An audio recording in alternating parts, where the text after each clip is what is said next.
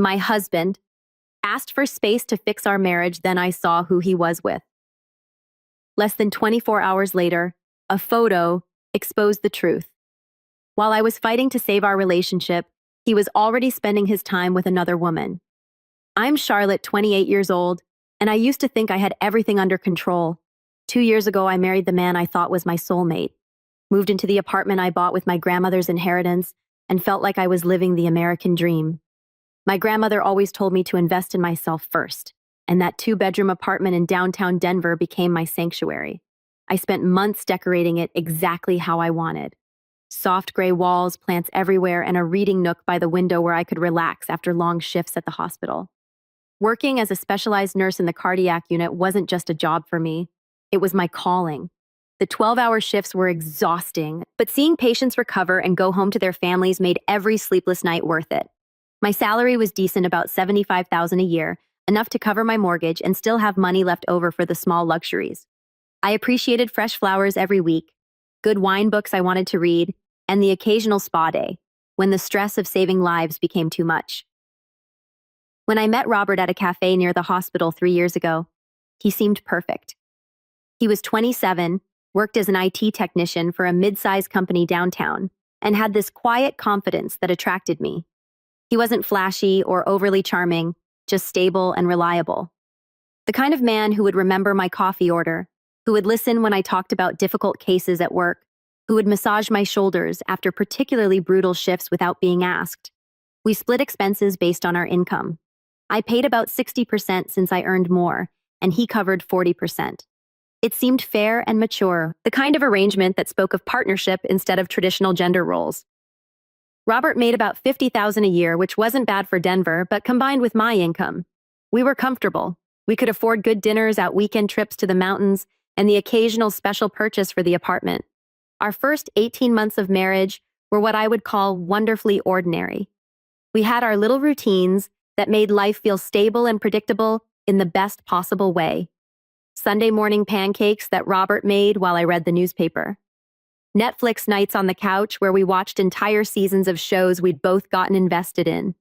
Saturday shopping together where we debated the merits of different pasta sauces and whether we really needed the expensive ice cream. Robert fixed any technical problems I had. And as someone who barely understood how to update software, I had many. I bandaged him up whenever he hurt himself working on his motorcycle, which was more frequent than either of us would like to admit. We were building something solid. Or so I thought. Of course, we had the usual newlywed adjustments. He left dishes in the sink longer than I liked, and I probably nagged him about leaving his tools scattered around the living room, but these seemed like normal growing pains, the kind every couple works through as they learn to share space and make compromises about daily habits. I remember feeling genuinely content during those first months in a way I'd never experienced before. When my colleagues at the hospital complained about their husbands, those who didn't help with household chores, who didn't understand their jobs, who made them feel guilty for working long hours, I silently counted my blessings. Robert supported my career, never complained about my unpredictable schedule, and seemed genuinely proud when I told him about saving someone's life or helping a family through a crisis. Looking back now, I can see that our foundation was stronger than I realized at the time. We communicated well, respected each other's individual space and interests, and had similar goals for the future. We talked about maybe buying a house in a few years, possibly starting a family when we felt more financially secure. Nothing seemed rushed or forced, but foundations, no matter how solid, can crack when the right pressure is applied in exactly the wrong place. And that pressure came in the form of a man named Derek, someone who would destroy my marriage without ever intending to attack it specifically. He was just living his truth. And unfortunately, his truth was poison to committed relationships. The first sign of trouble came when Robert reconnected with Derek, a colleague from his previous job who had recently gone through what he enthusiastically called a liberating divorce. I knew Derek superficially. He was at our wedding, seemed nice enough, told funny stories about his old workplace, and had brought a decent wedding gift. What I didn't know was how drastically his circumstances had changed in the months since our wedding, or how evangelical he had become about his newly discovered freedom. Derek's ex-wife had been the higher earner in their relationship. She was some kind of marketing executive who made 6 figures. And when she cheated on him and left him, the divorce settlement had been surprisingly generous to Derek. Apparently, her guilt over the infidelity and her desire for a quick, quiet divorce had worked in his favor. Now he was receiving almost $3,000 a month in alimony without working, living in an elegant downtown loft with floor-to-ceiling windows and granite countertops, and spending his days at the gym or exploring Denver's nightlife scene. From the outside, Derek's life seemed like every young man's fantasy. Financial freedom, no responsibilities, and a different, beautiful woman on his arm every week. He constantly posted on social media about expensive dinners at restaurants I'd only read about in magazines, weekend trips to Aspen, where he skied and partied with people who looked like they'd stepped out of a luxury car commercial, exclusive parties at rooftop bars, and the general theme of living your best life. It was exactly the kind of lifestyle that looked glamorous on Instagram, but struck me as empty and exhausting in reality. The change in Robert after they started hanging out again was subtle at first. He would come home from their outings with this distant look in his eyes, as if he was comparing our quiet evenings to whatever adventure Derek had planned next. He browsed through Derek's social media posts with an expression I couldn't quite interpret. Part envy, part curiosity, part something that looked dangerously like longing. Our comfortable routines, the Sunday pancakes, the shopping, the quiet evenings reading together, suddenly seemed to bore him in a way they never had before. My best friend Patricia saw the red flags before I did. We'd been friends since nursing school, and she had a sixth sense about people that had saved me from more than one bad relationship in the past. "That guy gives me the creeps," she said, after meeting Derek at a barbecue we hosted. He kept making comments about marriage being a trap and asking Robert if he missed freedom. Who does that at a married couple's house? Initially, I ignored her concerns. Robert was an adult, and I trusted him to choose his friends wisely. Besides, Derek seemed harmless enough, just a guy enjoying his single life, and maybe being a bit too enthusiastic about sharing his perspective. But Patricia's words stuck with me, especially when I started noticing how Derek monopolized Robert's attention whenever we were all together, steering conversations toward topics like living authentically and not settling for mediocrity, and making sure you don't wake up at 40 wondering what you missed. The seed of doubt that Derek planted began to sprout in ways I couldn't have predicted. Suddenly, our comfortable routines weren't enough for Robert. Our quiet evenings became boring. My work schedule became an inconvenience instead of something he'd always supported. The life we'd built together, the life he'd seemed genuinely happy with just months before, began to feel like a cage to him. He started using phrases that sounded exactly like things Derek would say, talking about missing opportunities and settling too early and exploring everything life has to offer before it's too late. I should have seen the storm coming, but I was too busy being grateful for what we had to notice the clouds gathering on the horizon. I thought our love was strong enough to weather whatever quarter-life crisis Robert was experiencing. I thought the stability and happiness we'd built together would eventually win out over Derek's flashy but fundamentally empty lifestyle. The change in Robert's behavior became impossible to ignore during our second winter of marriage. What started as occasional comments about wanting more excitement in our lives escalated to full arguments about things that had never been problems before. He began questioning why I worked so many extra shifts, interpreting my dedication to my patients as neglect of our relationship in a way that felt unfair and completely out of character for the supportive man I'd married. "You care more about those people at the hospital than you do about me," he said one evening when I came home exhausted from a particularly difficult day. We'd lost a patient, a 42-year-old father of 3 who'd had a massive heart attack during what should have been routine surgery. I was emotionally drained and just wanted Robert's comfort.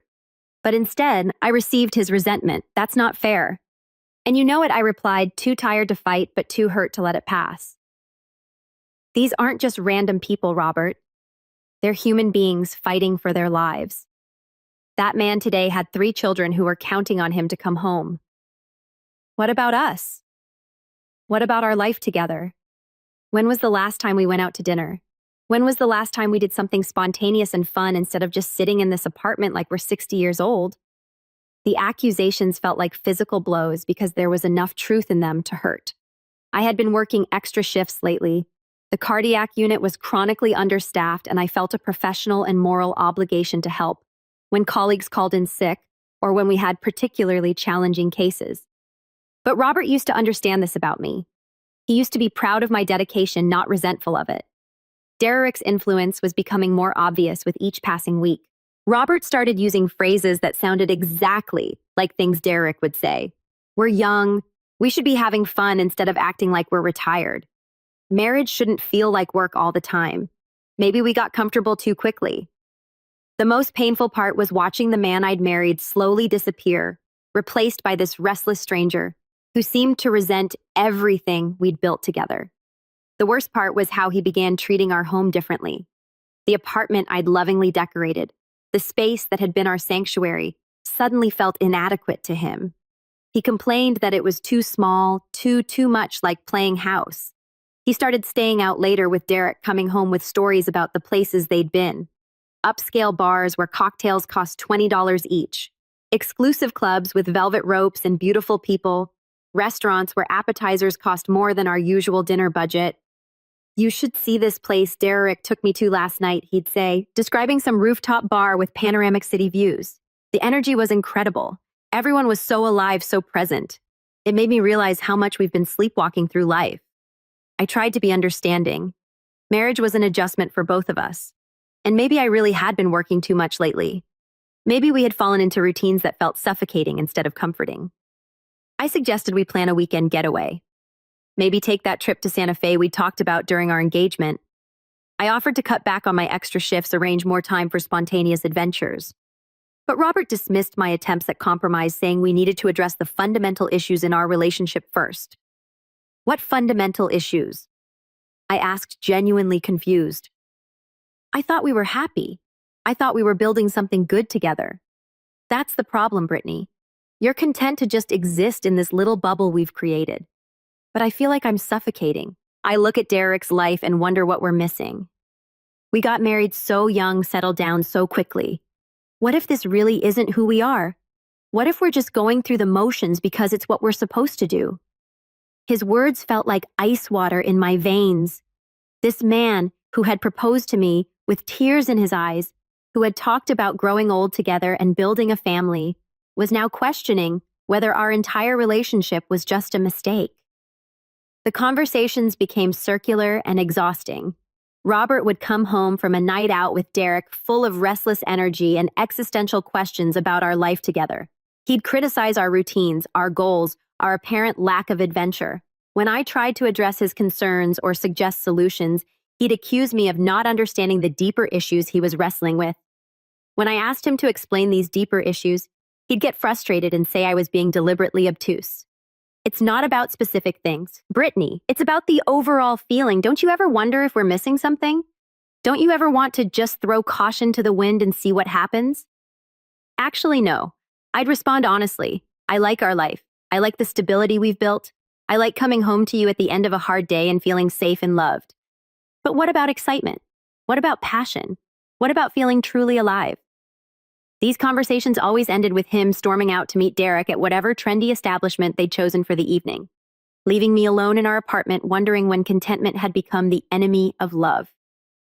The breaking point came on a rainy Thursday night in March. I just finished a brutal 14-hour shift dealing with 3 emergency cases, including a 19-year-old college student who'd overdosed and nearly died before we could stabilize her. I was emotionally and physically exhausted, looking forward to nothing more than a hot bath and falling asleep in Robert's arms. Instead, I found him sitting at our kitchen table with a look I'd never seen before, cold and distant, as if he was preparing for a business meeting instead of talking to his wife. "Brittany, we need to talk," he said, gesturing for me to sit across from him. The formality in his voice made my stomach drop. This wasn't the casual, "How was your day?" conversation of a married couple. This was something entirely different. "What's wrong? You look like someone died." "Nothing's wrong exactly. It's just that I've been thinking a lot about us, about our marriage, and I think we need to take a step back." I stared at him, not understanding. A step back from what? From each other. From this. He gestured around our apartment at the life we'd built together. "I think we got serious too quickly, and now we're stuck in this routine that isn't healthy for either of us." The words felt surreal, as if I was watching someone else's life fall apart. "What are you saying, Robert?" "I'm saying I think we need some time apart. Not a separation exactly, just a break. 3 weeks where we can remember who we are as individuals so we can come back together stronger." The clinical way he presented it, as if it were a reasonable solution to a problem I didn't even know we had, made my blood freeze. This wasn't Robert talking. This was Derek's philosophy dressed up in relationship therapy language. You want time off from our marriage? I said slowly, making sure I understood correctly. I want us to have time to miss each other, to remember why we fell in love in the first place. We've gotten so caught up in bills and routines and responsibilities that we've forgotten how to be spontaneous, how to appreciate what we have. The irony was stunning. He wanted to appreciate what we had by temporarily throwing it away. I could have begged. I could have cried and pleaded and promised to change everything about myself to make him happy.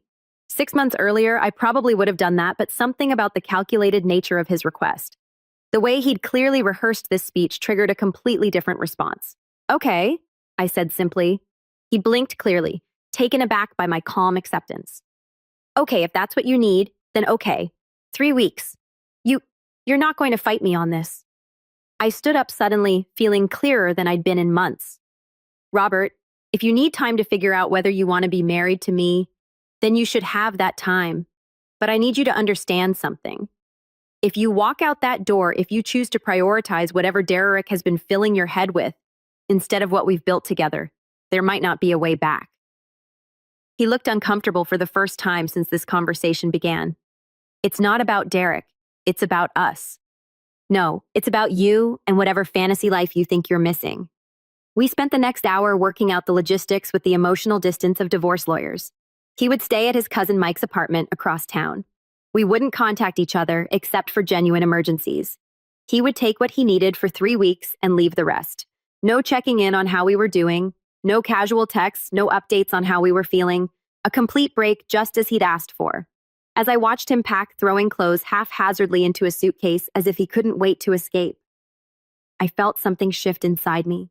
The panic I expected never came.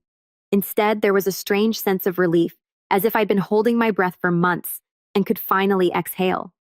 Maybe this break would show him what he was giving up, or maybe it would show me something I needed to see about the man I'd married. Either way, 3 weeks suddenly didn't seem like nearly enough time for all the things I was beginning to realize I needed to figure out about my own life. The first morning after Robert left was unlike anything I'd experienced in 2 years. I woke up naturally instead of to his alarm, which always went off at 6:30, and played some aggressive rock music that made me feel like I was being attacked by sound. I made coffee in my favorite mug instead of using whatever cup was clean and convenient. I ate breakfast in complete silence while reading the news on my tablet, something Robert always complained about because he preferred morning television to depressing news stories. For the first time in months, I wasn't walking on eggshells, wondering what mood he'd be in or what criticism he'd have about my plans for the day. I didn't have to justify why I wanted to spend Saturday reading instead of being productive. I didn't have to defend my choice to work extra shifts or explain why I cared so much about my patients' well-being. I expected to feel lonely, maybe even devastated. I'd prepared myself for tears, for the overwhelming urge to call him and beg him to come home. Instead, I felt like I could breathe again. The apartment seemed bigger somehow, more like the sanctuary I'd created before Robert moved in. With his opinions about furniture placement and his tendency to leave his belongings scattered across every surface, I rearranged the living room back to how I'd originally had it, with the couch facing the windows instead of the TV. I put fresh flowers on the dining table and played music without worrying about whether someone else would complain about my taste in folk singers and indie bands. Each small change felt like reclaiming a piece of myself I'd forgotten existed. I hung artwork that Robert had criticized as too feminine for a shared space. I lit the vanilla candles he said gave him headaches. I made an elaborate breakfast with ingredients he didn't like, smoked salmon capers, whole grain bagels with cream cheese, and ate slowly while jazz played in the background. That evening, I did something I hadn't done in over a year. I took a long, hot bath, lit candles around the bathroom, and relaxed with a glass of wine and a book I'd been wanting to read. No one interrupted me to ask what we were having for dinner, or to complain about something trivial that had happened at work. The silence wasn't empty. It was peaceful. By the third day, I was rediscovering parts of myself I'd forgotten existed. I started painting again, something I'd abandoned, when Robert complained about the smell of acrylic paint in the apartment. I set up my easel by the window and spent hours working on a landscape I'd sketched during our last trip to the mountains. I called my sister in Portland, and we talked for 2 hours without checking the time or worrying about someone else waiting for my attention. I reorganized my closet and found clothes I'd stopped wearing because Robert had made indirect comments about them being too young or impractical or not really your style anymore. I tried on dresses I'd forgotten I owned, jewelry that had been buried in the back of my drawer, shoes that made me feel confident and beautiful. The only contact I had from Robert was a single text on the second day. Hope you're doing well. I miss you already. This is harder than I thought it would be. I looked at the message for several minutes, noticing how even his attempt at vulnerability felt calculated. If he was really missing me, he wouldn't have needed this break in the first place. I deleted the message without responding. Patricia came by on Friday night with food from our favorite Thai restaurant and a bottle of wine. You look different, she said, studying my face as we sat cross-legged on my living room floor, with containers of pad Thai between us. Different how? Relax, like you've been sleeping better or something. And there's something in your eyes I haven't seen in months. You look like yourself again. I realized she was right. The constant low-level tension I'd been carrying for months had melted away. I wasn't second-guessing every decision or bracing myself for criticism. I wasn't moderating my personality to avoid conflict or walking on eggshells around someone else's moods. I was just existing peacefully in my own space, being myself without apology. Maybe I've been sleeping better, I admitted. It's been nice having the place to myself. Quiet. Patricia raised an eyebrow but didn't comment directly. She'd never liked Robert, though she'd been diplomatic enough not to say much about it until recently. Now with him gone, she seemed to be choosing her words carefully, but I could see the relief in her expression. Heard from him. One text. I didn't respond. Good for you. Let him wonder what you're doing, but I wasn't playing games or trying to make him wonder about anything. I was genuinely enjoying my solitude in a way that surprised me. The marriage I'd fought so hard to preserve suddenly seemed less appealing than the peace I'd found without it. On Saturday morning, the second day of our break, I was scrolling through Facebook while having my coffee when I saw something that changed everything. The Neon Lounge, a trendy downtown bar I'd never visited but had heard about from younger colleagues, had posted photos from their ladies' night event the night before. I almost scrolled past it. I had no interest in nightclub photos or the party scene that seemed so important to Derek's world. But something in one of the background photos caught my eye. There in the corner of a group shot taken near the bar was Robert. He was leaning against the wall with his arm around a blonde woman I didn't recognize. They weren't just casually together. His hand was resting possessively on her waist, and she was pressed against his side as if they'd been together for months, not hours. Both were laughing at something completely oblivious to the photographer capturing their intimate moment. I stared at the photo for several long minutes, zooming in to make sure I wasn't mistaken. There was no doubt it was Robert, and there was no doubt about the nature of his interaction with this woman. The body language was unmistakable. This wasn't casual conversation with the stranger Derek had introduced him to. This was intimacy attraction, the kind of chemistry that doesn't develop over a few hours of polite conversation. The timestamp on the photo confirmed it was taken Thursday night, less than 24 hours after he'd left our apartment, claiming he needed time to strengthen our marriage. The betrayal hit me like a physical blow, but it was quickly followed by something entirely different. A cold, crystalline clarity I'd never experienced before. This wasn't about needing space or time to appreciate what we had. This was about Robert wanting permission to cheat, without technically being a cheater, to explore his options while keeping me as a backup plan. He'd manipulated me into agreeing to this break so he could pursue someone else without guilt. Then had the audacity to text me about missing me while apparently not missing me at all. The break wasn't about strengthening our marriage. It was about giving him legal and emotional cover to do exactly what he'd wanted to do all along. I screenshotted the photo and saved it to my phone, though I wasn't sure why yet. Some instinct told me I might need evidence of this moment later. Then I did something that surprised me. I started laughing. Not the bitter, hysterical laughter of someone having a breakdown, but genuine amusement at the sheer audacity of what Robert had done. He'd asked for 3 weeks to remember why he loved me. Instead, he'd shown me exactly who he really was in less than 3 days. The pain I expected to feel was there, sharp and deep, but it was overshadowed by something much more powerful. Anger. Not the hot, explosive kind that makes you do stupid things, but the cold, calculating kind that makes you very, very careful about your next moves. I picked up my coffee and opened my laptop. I had some research to do, and suddenly 3 weeks seemed like the perfect amount of time to plan my response to this situation. Robert wanted to play games fine, but he was about to learn that some games have consequences he never saw coming. I spent the rest of Saturday in what I can only describe as a state of surgical calm. The same focused mindset that helped me save lives in the cardiac unit was now being applied to systematically dismantling the life Robert thought he could return to whenever he got bored with his newfound freedom. My first call was to a locksmith. "I need to change all the locks on my apartment today," I told him. "It's an emergency situation, domestic dispute." He asked, probably having dealt with similar requests before, something like that. While I waited for him to arrive, I began the methodical process of packing Robert's belongings. Every shirt, every pair of shoes, every book and gadget and piece of memorabilia went into boxes I'd gotten from the recycling center in our building's basement. I wasn't angry as I packed. I was efficient, clinical. Each item I folded and placed in a box was evidence of a life he'd chosen to abandon. I found myself handling his belongings with the same care I'd used for medical equipment. Precise, thorough, but emotionally detached. His favorite sweater, the one I'd given him for Christmas last year, the motorcycle magazines he loved reading in bed on Sunday mornings, the framed photo of us from our honeymoon in Sedona, both sunburned and smiling on a red rock formation. Everything went into boxes with the same methodical precision. I packed his cologne, his electric razor, his collection of graphic novels, his gaming headset, his protein powder, his work clothes, his casual clothes, his one good suit, his running shoes, his hiking boots. Every item that marked his presence in our shared space was carefully removed and boxed. As I worked, I realized how much of my apartment had been taken over by his things, how much space I'd given up without even noticing. The locksmith arrived at noon and had new locks installed within 2 hours.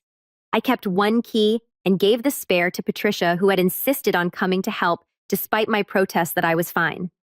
"You're scaring me a little," she said, watching me pack Robert's things with machine-like precision. "This is very composed for someone whose husband is cheating." "I'm not composed," I corrected, carefully folding another shirt. "I'm focused. There's a difference. What are you going to do with all this stuff? Pack everything up and have it delivered to where he's staying." He wanted his freedom. He can have all of it. Next, I called our credit card companies.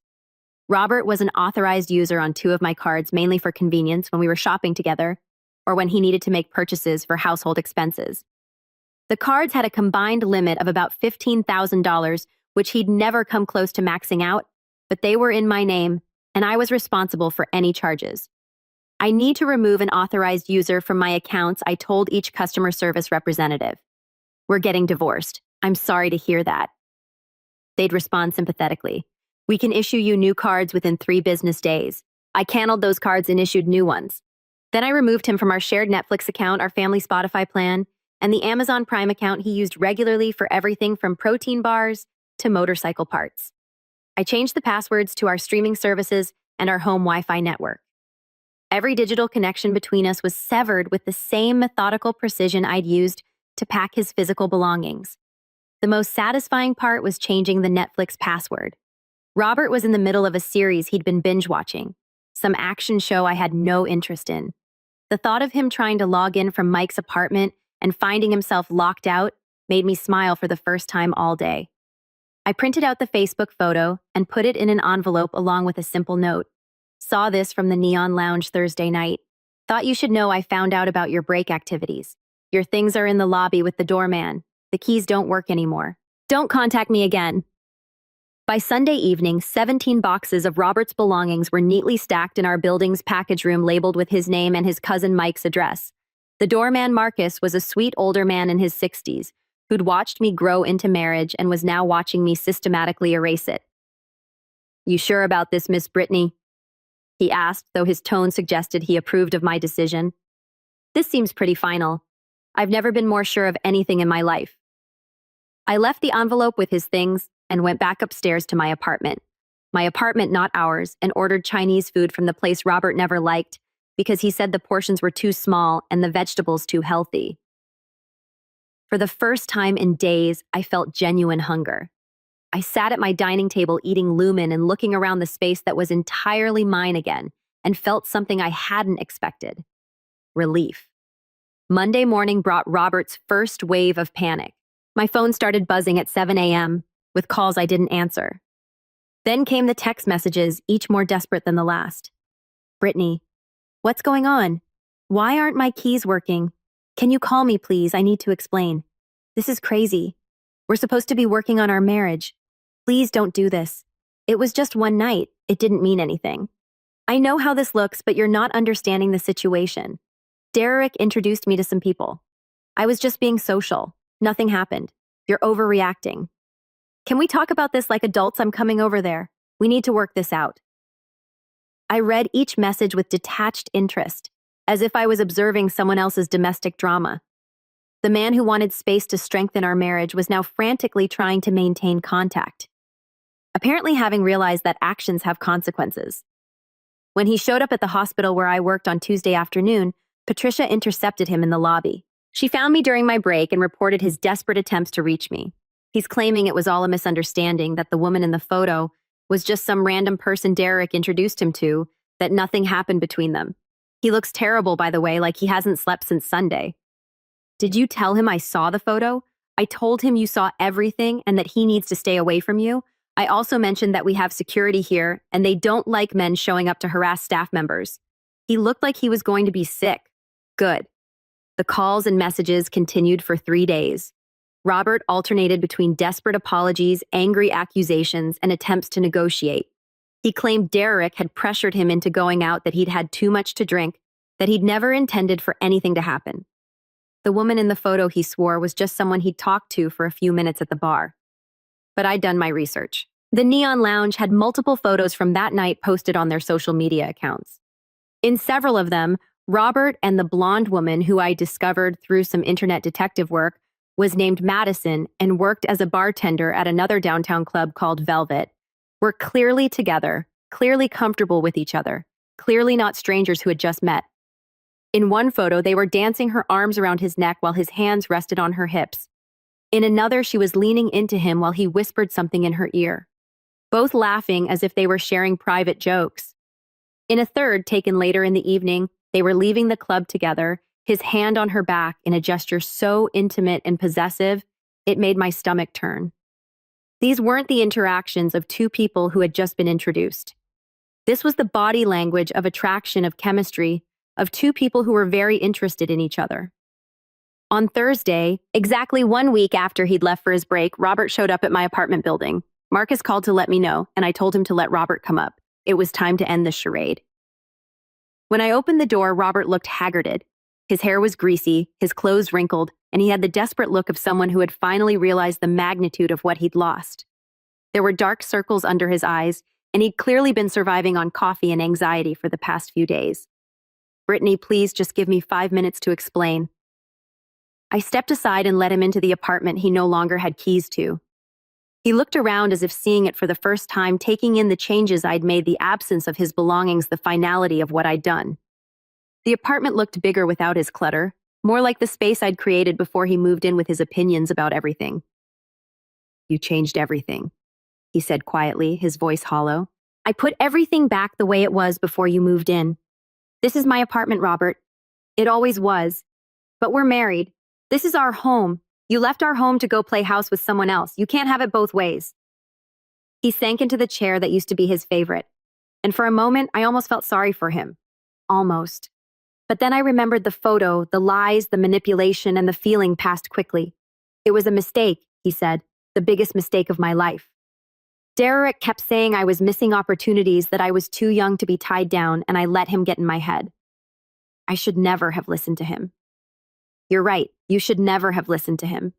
But more than that, you should never have put our marriage on hold so you could explore your options. That's not what I was doing.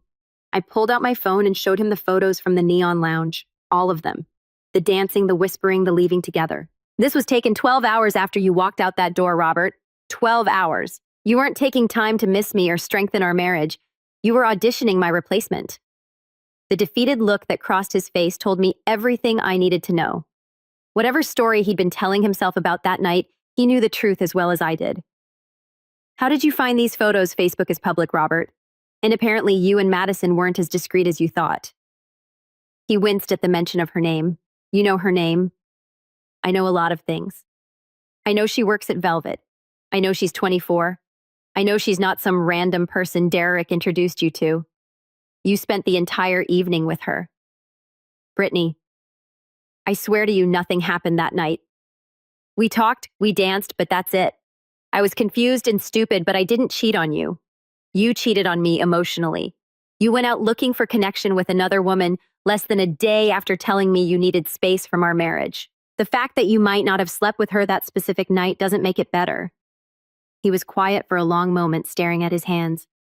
When he looked up, his eyes were red. What do I need to do to fix this? I'll do anything. I'll cut Derek completely out of my life. I'll go to therapy. I'll prove to you every day that I learned from this. There's nothing you can do, Robert. You made your choice when you decided our marriage wasn't enough for you. You made your choice when you walked out that door to find excitement with someone else. You made your choice when you lied to me about what this break really was. So that's it. 2 years of marriage and you're just done. I'm not the one who threw away 2 years of marriage. You are. I'm just accepting the reality of what you showed me. He sat there for a few more minutes, maybe hoping I'd change my mind, maybe just processing the finality of the situation. Finally, he stood and walked toward the door. I love you, Brittany. I know I screwed everything up, but I love you. No, Robert. You love the security I provided. You love having someone to come home to when your adventures get lonely. But you don't love me enough to choose me over whatever fantasy Derek sold you about single life. After he left, I poured a glass of wine and sat in my reading nook looking out at the city lights. For the first time since this whole ordeal began, I felt truly at peace with my decision. Robert had shown me exactly who he was when confronted with commitment and responsibility, and I had shown myself that I was stronger than I'd ever imagined. Robert tried everything to change my mind in the weeks that followed. He sent flowers to the hospital with notes begging for forgiveness, elaborate arrangements that must have cost half a week's salary.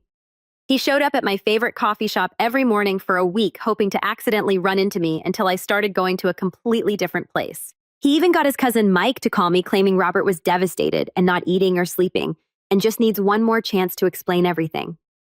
When that didn't work, he tried to get mutual friends to intervene.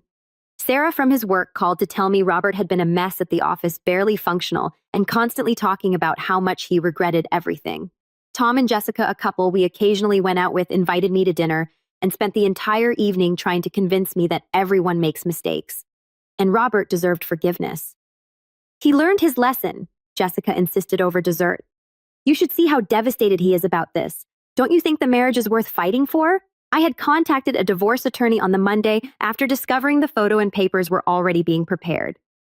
Colorado was a no-fault divorce state, which meant his infidelity wouldn't impact the financial aspects of the divorce, but it had certainly clarified my emotional position. I didn't want anything from him except my maiden name back and the complete removal of his presence from my life. The irony wasn't lost on me that Robert's supposed search for freedom had led him to become increasingly desperate to return to the stability he'd thrown away. Meanwhile, I was discovering a version of myself I'd forgotten existed. Independent, decisive, and surprisingly content with my own company. I'd started pottery classes on Thursday nights, something I'd always wanted to try but never had time for when I was managing someone else's emotional needs alongside my demanding career. I reconnected with college friends I'd lost touch with during my marriage. Women who reminded me of who I was before I started moderating my personality to keep Robert comfortable. My performance at work actually improved during this period without the constant stress of managing a slowly dying relationship. I found myself more focused, more present with my patients, more able to give my full attention to the life and death decisions that were part of my daily routine. Then, about 6 weeks after our separation, Patricia called me with news that changed everything. You're not going to believe this, she said, barely containing her excitement. Remember Madison, the bartender from the photo? Unfortunately, she's pregnant. I almost dropped my phone. What? My cousin Jen works at the downtown clinic, and she saw Madison getting a pregnancy test last week. Apparently, she's been seeing some married guy, and now she's freaking out because she's definitely pregnant, and he's been trying to get back with his wife. The pieces fell into place with devastating clarity. Robert's desperate attempts to reconcile with me weren't just about realizing what he'd lost. They were about avoiding the consequences of what he'd done. How far along is she? I asked, though I had a feeling I already knew the answer. Jen thinks about 8 weeks, which would put conception right around the time of that photo. 8 weeks, right around the time Robert was telling me he needed space to strengthen our marriage. I hung up with Patricia and sat in my quiet apartment processing this information. Part of me felt vindicated. Robert's betrayal was even worse than I'd imagined. But another part of me felt genuine pity for Madison. She was only 24, working as a bartender at a nightclub, and now facing an unplanned pregnancy with a man who had lied to her about his availability and was desperately trying to abandon her for his wife. The next few days brought a series of developments that would have been comical if they weren't so pathetic. Robert's calls became even more frantic, though he never mentioned Madison or the pregnancy.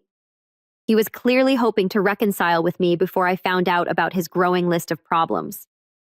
Through Patricia's remarkably efficient gossip network, I learned that Madison had confronted Robert about his marital status after discovering he was still legally married and trying to get back with me. Apparently, Robert had told her we were separated and heading for divorce, conveniently leaving out the part where our separation was supposedly temporary and our marriage was supposedly going to be strengthened by the experience. According to the Bartender Gossip Network, Madison had kicked Robert out of her apartment when she realized the extent of his lies. She had allegedly thrown his clothes out her second-story apartment window while screaming at him about being a lying, cheating bastard who couldn't even be honest about what he wanted. The man who wanted freedom from the trap of marriage now found himself facing 18 years of child support payments to a woman who couldn't stand him, while simultaneously losing the wife who had actually loved him. Robert was apparently staying in cheap extended-stay motel, unable to afford a real apartment after Madison kicked him out and with his divorce legal fees piling up. His credit was probably ruined from the cards I'd canned, and his cousin Mike had made it clear that the couch surfing arrangement was temporary. Derek, his supposed friend and bad influence, had completely distanced himself from the situation once it became complicated. According to mutual acquaintances, Derek was now claiming he'd never encouraged Robert to cheat just to live a little and make sure he was happy. He had apparently blocked Robert's number after Robert started calling multiple times a day, panicking about the pregnancy and begging for advice. I learned all of this not from Robert, who was still maintaining the fantasy that we could work things out if I just listened to reason, but from Patricia's increasingly detailed reports from her network of friends and acquaintances.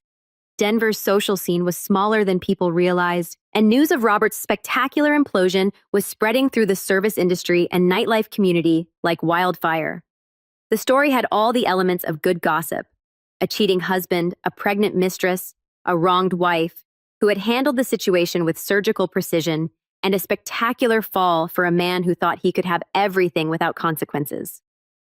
3 months after Robert had left seeking adventure and excitement, he had managed to destroy his marriage, alienate the woman he'd cheated with, lose his housing stability, and commit himself to nearly 2 decades of financial obligation to a child he'd never planned with a woman who wanted nothing to do with him except a monthly support check. The final blow came when Madison served him with official paternity papers, legally establishing his responsibility for child support that would begin as soon as the baby was born. The amount based on his IT technician salary would be substantial enough to ensure his lifestyle remained decidedly unglamorous for the foreseeable future.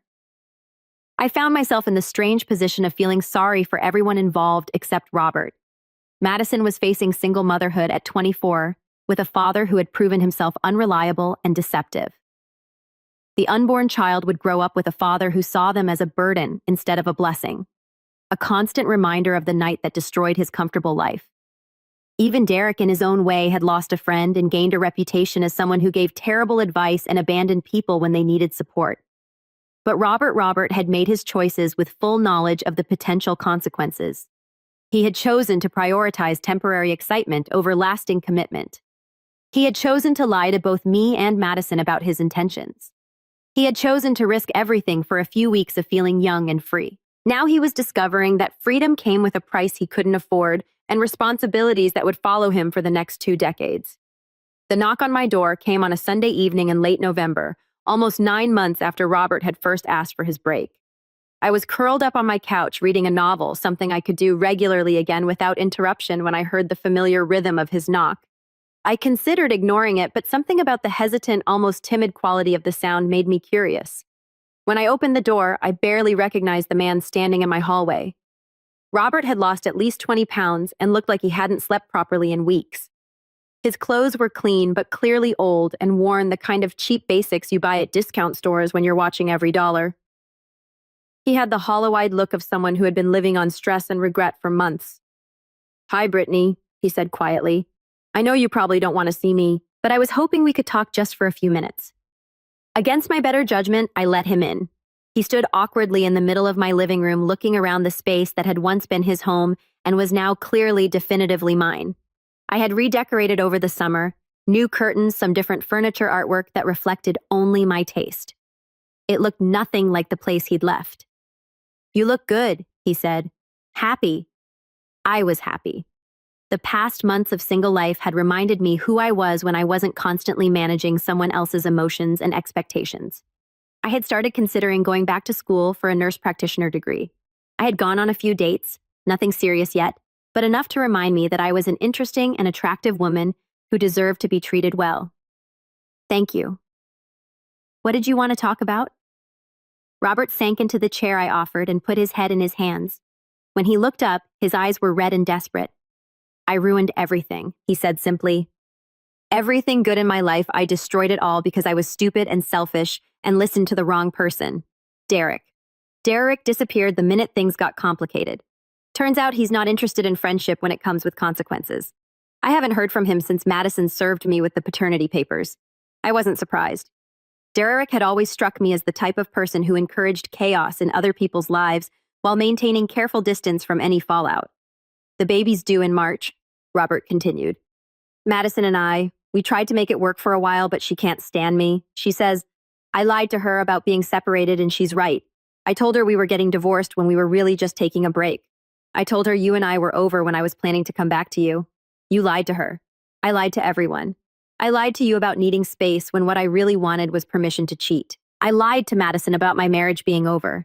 I lied to myself about what I was doing and why I was doing it. The honesty was refreshing if several months too late. I'm going to be paying child support for the next 18 years to someone who won't even let me see the kid unless we go through lawyers. I'm living in a studio apartment that costs more than my old share of our mortgage, and I can barely afford groceries after my support payments. But none of that matters compared to losing you." He looked at me with desperation so raw I almost felt sorry for him. Almost. "I know I don't deserve forgiveness. I know I threw away the best thing in my life for a few weeks of pretending to be someone I'm not. But if there's any chance, any possibility that we could try again—" "No," I said quietly but firmly. "Brittany, please, I'll do anything. I'll go to therapy. I'll cut Derek completely out of my life. I'll prove to you every day that I learned from this." "Robert, do you remember what you said to me when you asked for this break?" He looked confused by the question. "You said you wanted 3 weeks to remember why you loved me, to appreciate what we had. Do you remember that?" "Yes. You got your 3 weeks. You got time to experience life without me, to see what else was out there, to explore your options. And in that time, you chose someone else. You chose to risk our marriage for a stranger in a bar. You chose excitement over stability, fantasy over reality. I made a mistake. No, Robert. You made a choice, multiple choices. You chose to listen to Derek instead of your wife. You chose to put our marriage on hold. You chose to go out looking for something better. You chose to lie to both me and Madison about what you wanted. Those weren't mistakes. They were decisions." I stood and walked to the window, looking out at the city lights. "You know what I learned during our break? I learned that I'm happier without you than I was with you. I learned that I don't need someone who sees our life together as something to escape from. I learned that I deserve better than a man who thinks the grass is always greener somewhere else. But I know better now. I know what I lost. You know what you lost because you lost it. But that doesn't mean you've changed. It just means you're experiencing consequences." I turned back to face him. "Here's what's going to happen. You're going to leave here tonight, and you're going to build a life as a single father. You're going to pay your child support faithfully and try to be the best father you can to that child. You're going to learn to live with the choices you made. What about us? There is no us, Robert. There hasn't been since the moment you decided our marriage wasn't enough for you." He sat there for a few more minutes, maybe hoping I'd change my mind, maybe just processing the finality of the situation. Finally, he stood and walked toward the door. "I really did love you, Brittany. I know you did, but you loved the idea of freedom more." After he left, I made a cup of tea and settled back on my couch with my book. My divorce had been finalized 2 months earlier, and I was officially Brittany again, the name I was born with, the name that belonged only to me. 6 months later, I ran into Derek at a downtown coffee shop. He was with a woman who looked remarkably like Madison, young, blonde, pretty. When he saw me, he had the decency to look embarrassed. "Brittany," he said. "How are you?" I'm doing very well, thank you. I heard about you and Robert. I'm sorry it didn't work out. I looked at him for a long moment. This man who had helped destroy my marriage without ever understanding the impact of his influence. Are you really? Or are you just sorry you got blamed for giving terrible advice? He had no answer for that.